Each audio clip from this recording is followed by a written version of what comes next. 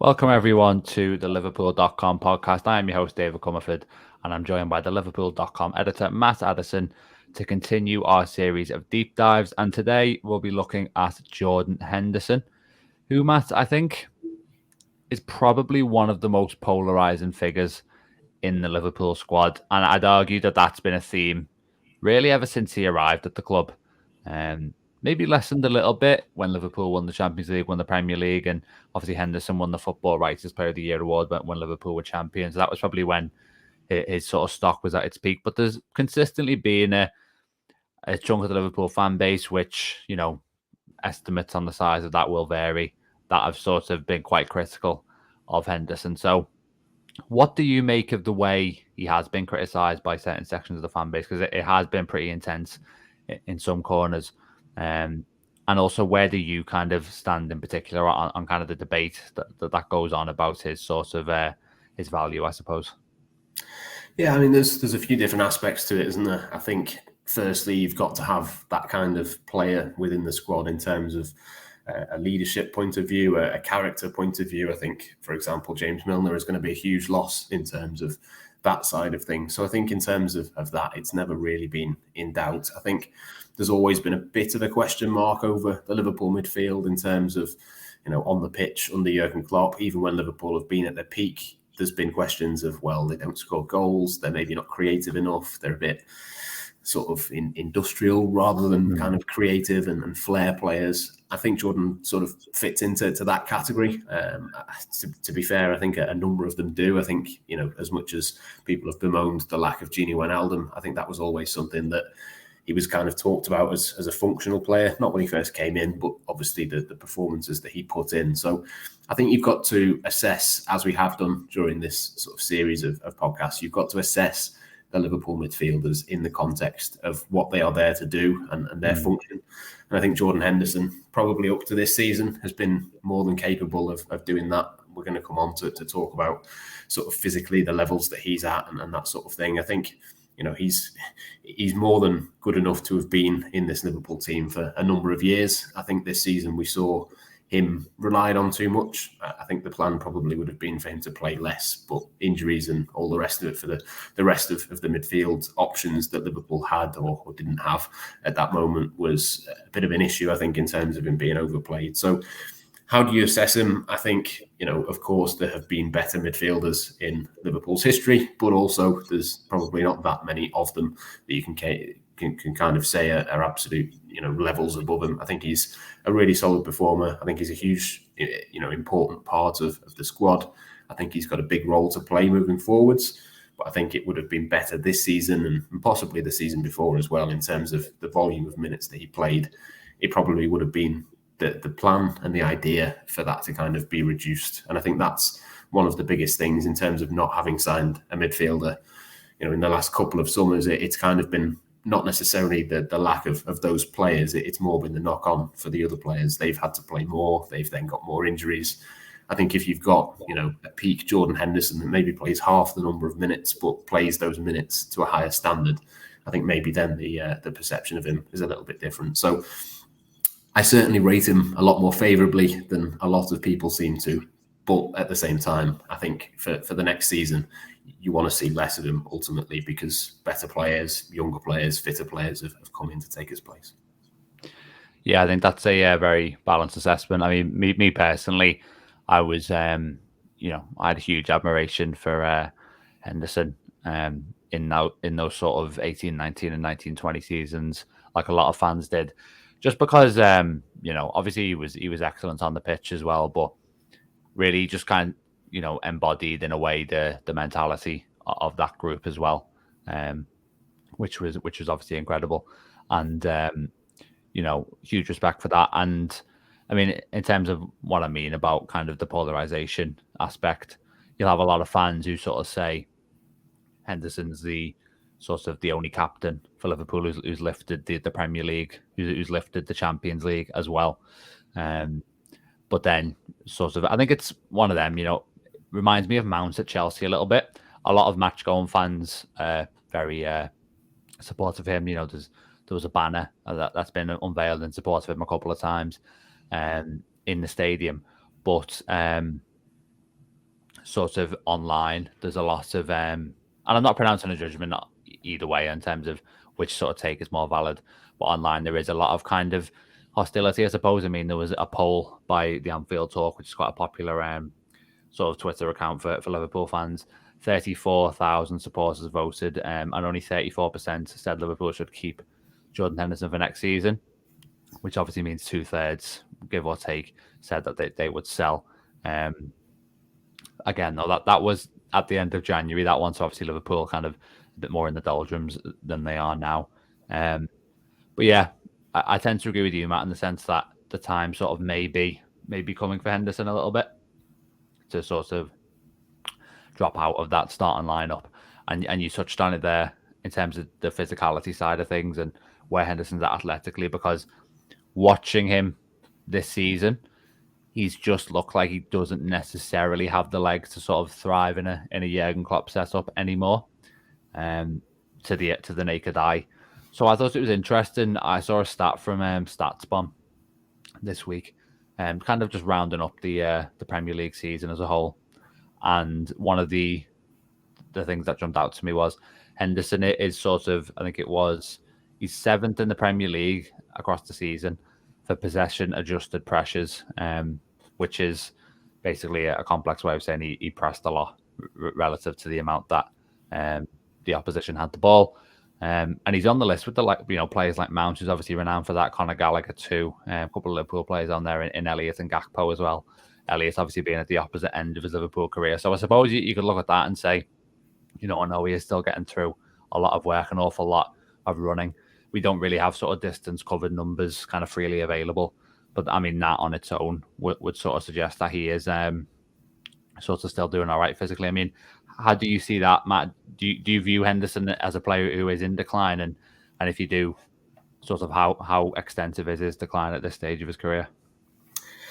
I think those numbers are interesting. And I think we know off the ball, his intelligence in his pressing, his ability to kind of lead that, I don't think really is the issue. I do think his body naturally is declining at this point in his career. He's not able to maybe do that as intensely, and certainly won't be in future. It is going to drop off. It's hard to predict how much it is. I think that the bigger deficiencies for me more are on the ball. I think in the position that he's in within this new system, I think it's kind of exposed a little bit. I think teams know that if Salah or Trent has the ball in those sorts of areas, you've got to press them and close them down. Whereas if Henderson's there, you may be a little bit happier for them to keep hold of it. I think it might be the case that he becomes sort of more of a number 6 moving forwards and gives you an extra option there, particularly when you think of the players that Liverpool are looking at.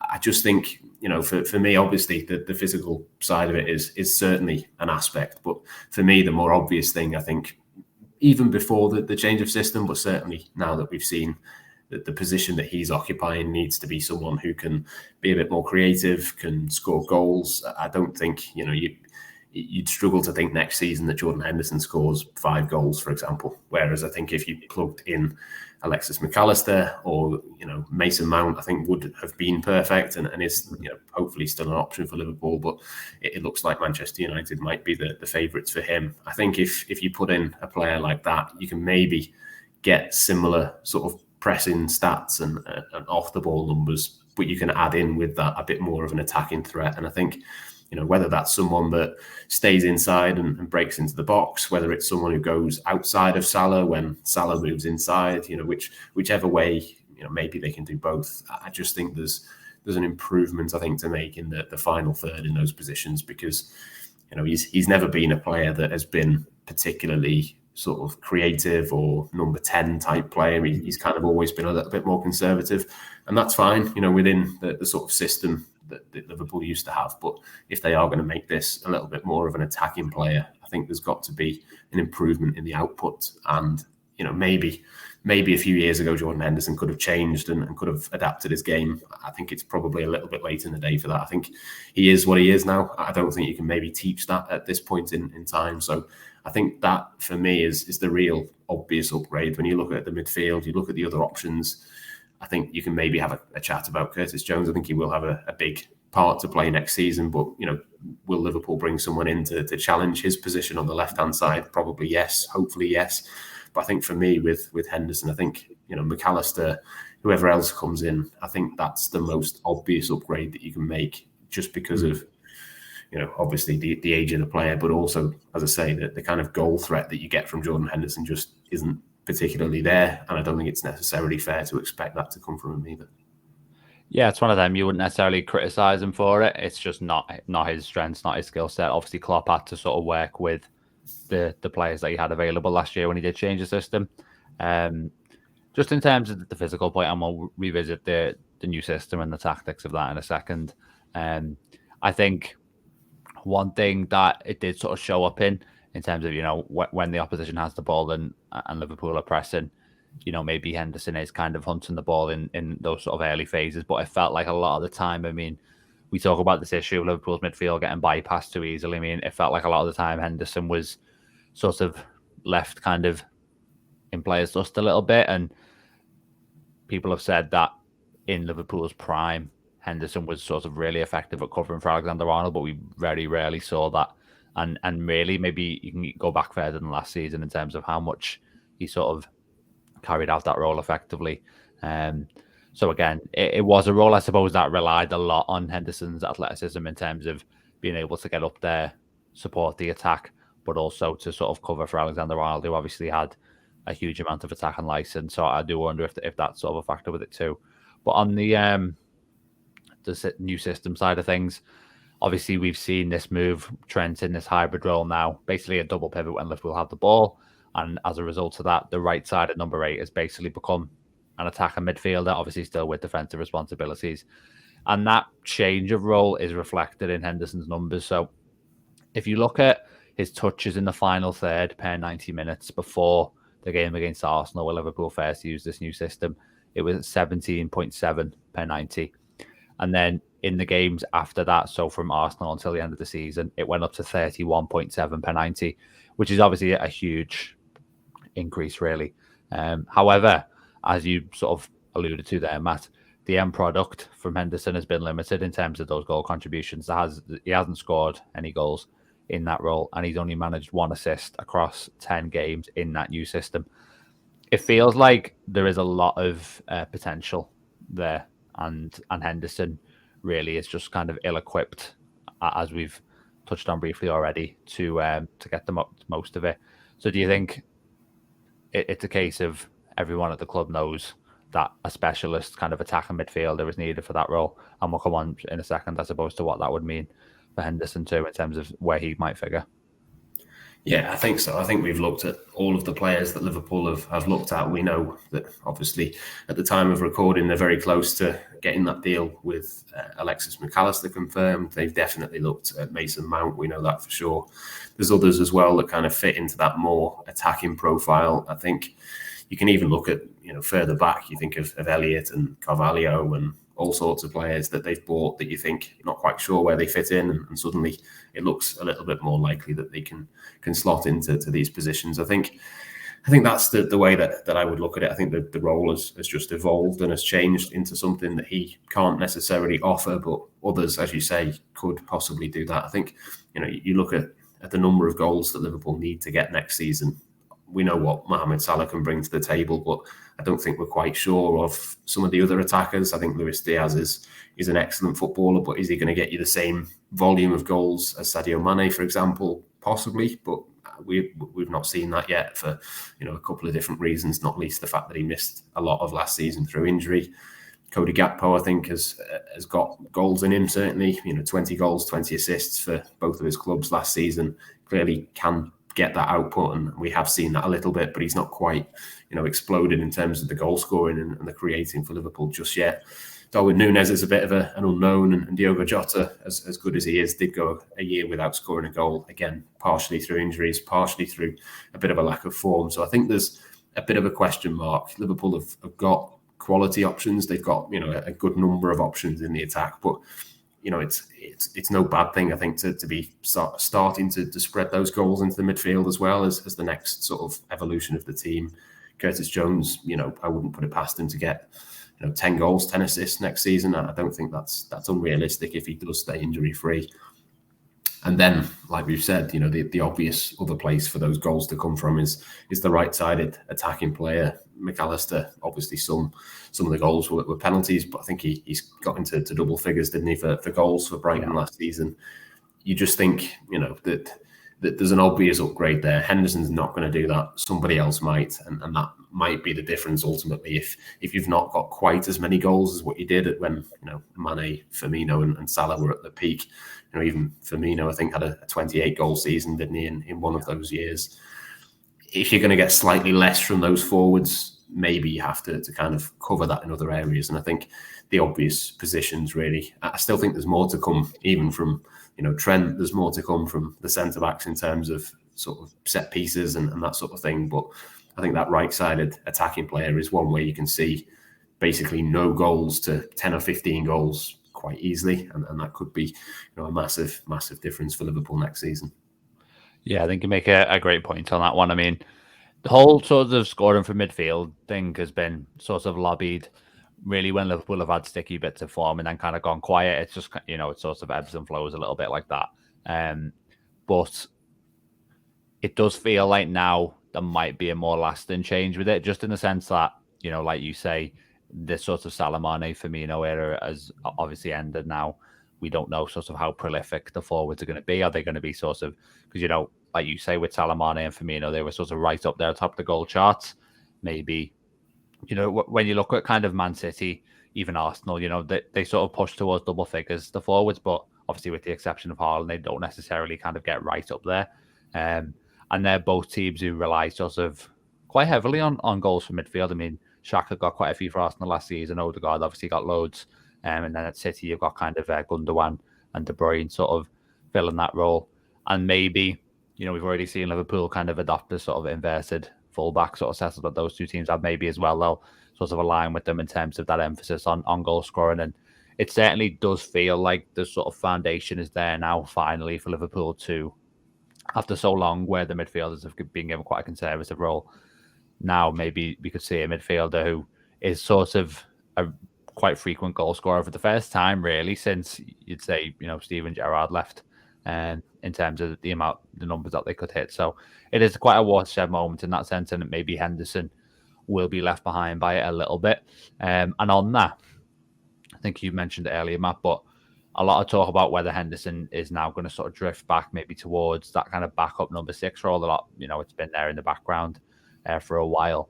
If you look at it this season, he played, and this is kind of games where he's played sort of enough minutes within the match to kind of nail down his position. There was 31 appearances as a centre midfielder, so number 8, and only 6 as a defensive midfielder. So it would be quite a significant change in terms of his profile within the squad. Do you see him as someone who can kind of step in and replace Fabinho in that double pivot when needed? Because the whole defensive midfield situation and what that specific department is going to look like is a little bit up in the air right now. Yeah, I mean, I wouldn't say that that's the only position he's going to play. I think I can definitely see a route to minutes in that position.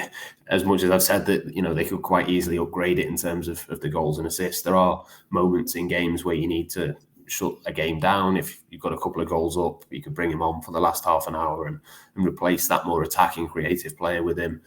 There's loads of competitions to play. You could quite easily see him playing that role in the Europa League, and maybe he does get a couple of goals in there because Liverpool are playing teams that they don't necessarily have to play a first choice 11 to be able to go and win in those matches. So there are going to be minutes for him further up the pitch, but I just think in terms of the sort of squad position that Liverpool are in now, there's a few unknowns. I think Stefan Bajcetic is a little bit of an unknown in terms of quite where he's going to be. We'll get a decent idea, I think, in pre-season of what the plan is for him.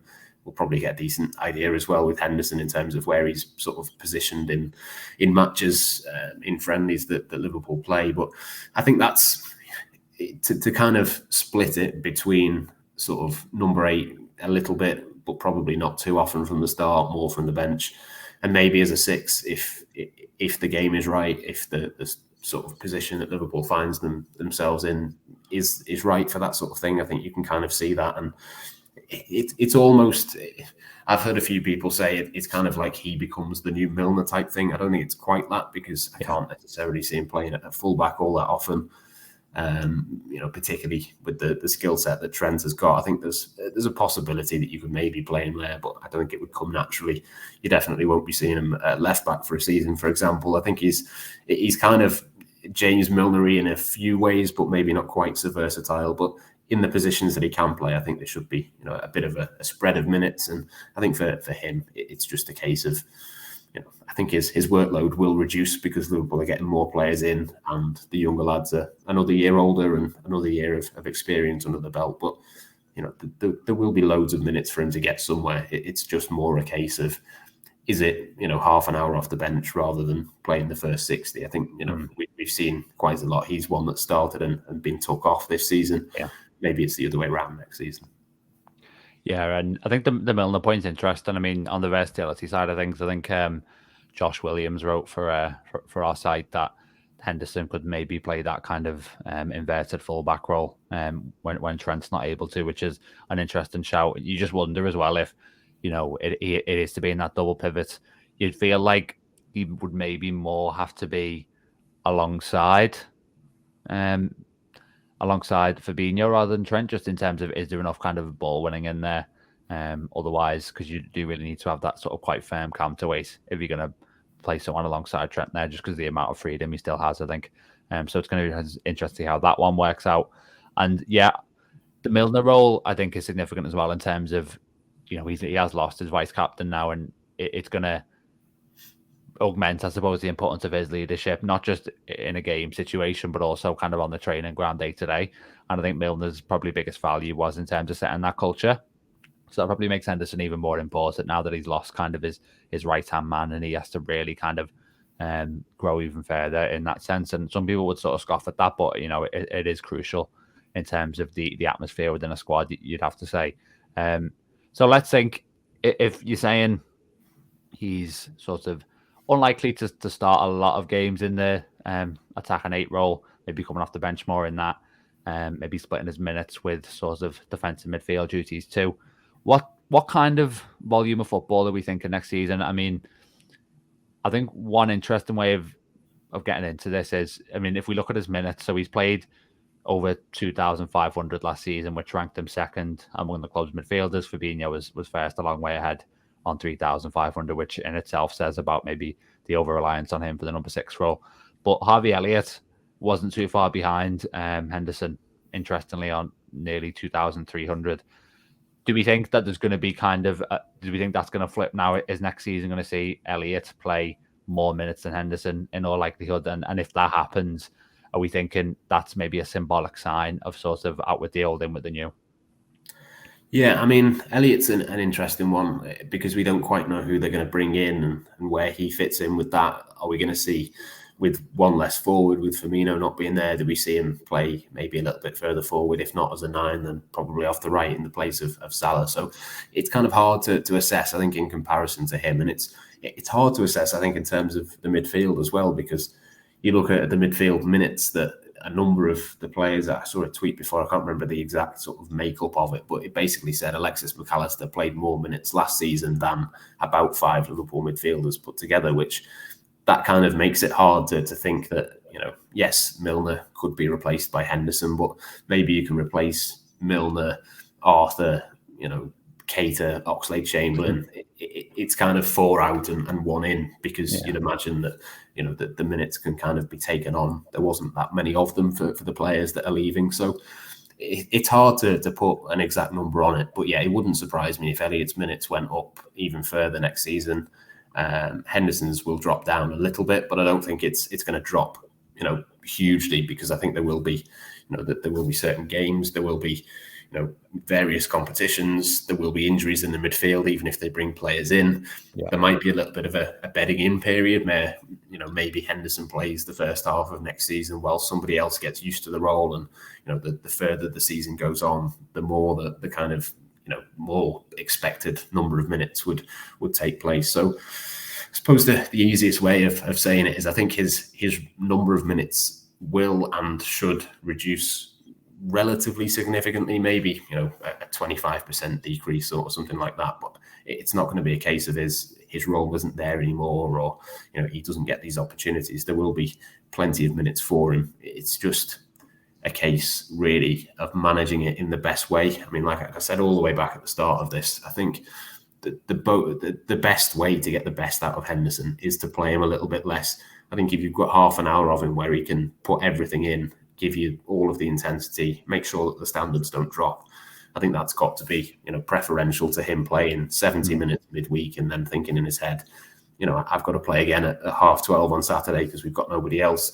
I think when you've got more of these options, you kind of get a better version of him as a result. And obviously he's not the only one, but he's the one that we're talking about on this podcast. So I think ideally you'd see less of Henderson, but quite how much less, I suppose it just depends on so many different factors. It's quite hard to say.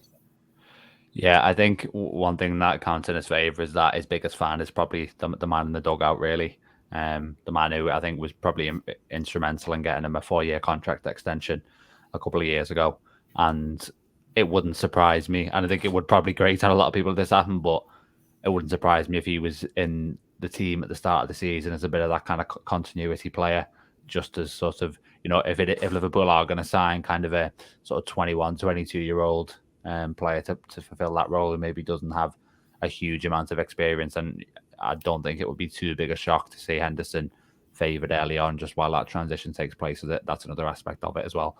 But one thing we've done to finish with all of our deep dives really is sort of consider the long-term future for the players we're looking at. Like I mentioned just then, Henderson is 2 years into a 4-year contract. So normally at that stage, that's when you start to, as a club, think about a renewal for a player. There's a lot of talk, for example, about Trent Alexander-Arnold getting a new contract this summer, probably top of the agenda for the club. His deal expires at the same time as Henderson. So maybe telling in a way that there isn't really any noise about a new deal for Henderson. I mean, it's one of them, Matt, isn't it, where he'll be, I mean, how old would he be? Will he sort of 33, 34 at the time when that deal expires? It is going to be a bit of a dilemma for Liverpool, that one, isn't it?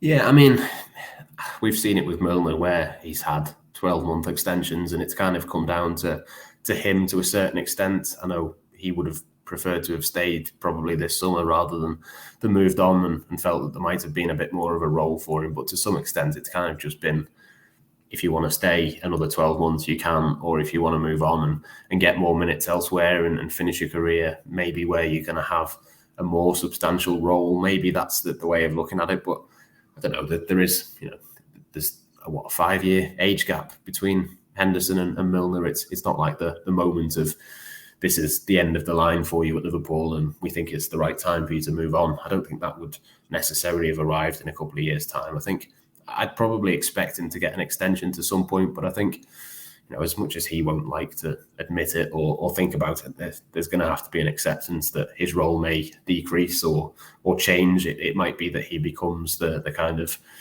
the elder statesman within the group who kind of has to do some of the other stuff a bit more and has to kind of, let younger, more long-term prospects take a bit more of the limelight. But I don't know, it kind of comes down to him, doesn't it? It depends on what other offers he's got, what his plan is. He has been at Liverpool for a long time now, and that might be, he's happy here for the rest of his career and he'll happily sort of wind down at Liverpool, or it might be the case that he wants to go and experience something else. And I'm sure if that was the case, or if there was any hint of that being the case, there'd be plenty of offers from elsewhere to go and play more minutes, maybe in a less demanding league where he could kind of continue to have that more substantial role on the pitch. But I think it kind of comes down to him. I think I'd like to see him stay around. I think, you'd look at some of the other experienced players that Liverpool have got, particularly in midfield.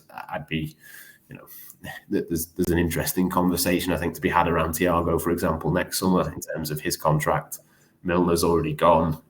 You've got to strike the balance, I think, between not having an aging group, but also having enough experience and know how to be able to guide these young players. It's not the case that you can just get rid of, a James Milner at one end and suddenly Harvey Elliott takes that on because he's younger and he can run more.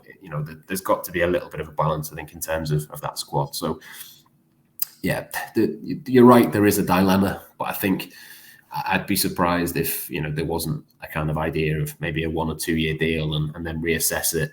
I think with Milner as well, it was the case that his salary reduced a couple of times when he'd signed up to these extra contracts. There might be a conversation around that if Liverpool were looking at wages and stuff like that. But there's still a huge amount of value that Jordan Henderson offers, and it wouldn't be sentimental to keep him around. I don't think it was. There was a little bit of criticism when you mentioned the 4 year deal that he signed. I think there's a lot more to it than that. It's not just a case of what he's done in the past or his position as captain or whatever else. I think there is still a huge amount of value that he offers the team, but at the same time, there's got to be an acceptance that will sort of decrease as his career comes to an end.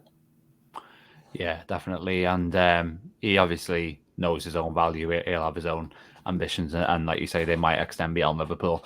I mean, what's interesting is I was looking at sort of the midfield targets earlier and the list of players Liverpool might go after Alexis McAllister. Obviously, McAllister 24 years old, but the list was, I think it was Thuram, Kone, Gravenberch, Lavia, and Vega. And I think they were sort of anywhere between 19 and 22. So you look at that group and you think if Liverpool sign 2 more midfielders and they come from that group, that's a young crop of midfielders coming in. And in a strange way, that makes Fabinho, Thiago, and Henderson more valuable, even though they might play less minutes, just in terms of, like you say, Matt, we do want to lower the age profile of the squad. We want a much younger squad, but we also need the kind of the experience, that kind of leadership, that presence in there as well, just to have that healthy balance. Maybe the balance has been too skewed towards the latter in recent times, but Liverpool need to kind of find that healthy medium, I suppose. But yeah, I think we'll leave it there for this episode. Thanks very much, Matt, for joining me. We'll be back next week with another podcast, so make sure to join us then. But yeah, we'll see you next time.